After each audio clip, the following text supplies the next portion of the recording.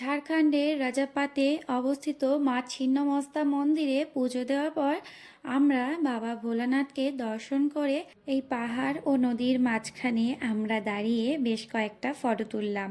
আর তারপর আমরা সবাই মিলে মা দক্ষিণাকালী মন্দিরের ভেতরে প্রবেশ করলাম।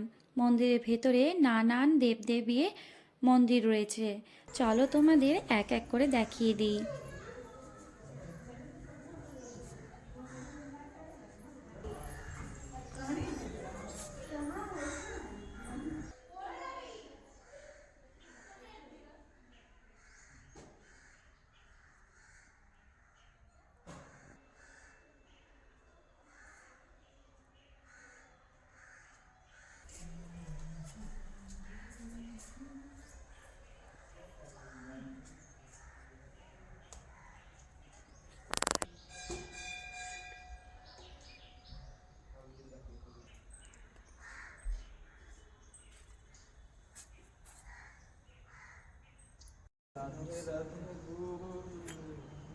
তো এইদিকে একে একে আমরা অনেক দেবদেবীর দর্শন করলাম। সব আর ভিডিও করে উঠতে পারিনি, তবে কিছুটা তোমাদের সঙ্গে শেয়ার করলাম। আর এইদিকে গোপুসোনা হেলিকপ্টার নিয়েই ব্যস্ত। আর অন্যদিকে আমরা বেশ কয়েকটা ফটো তুলে চলে এসেছি বাবা ভোলানাথের মন্দিরে।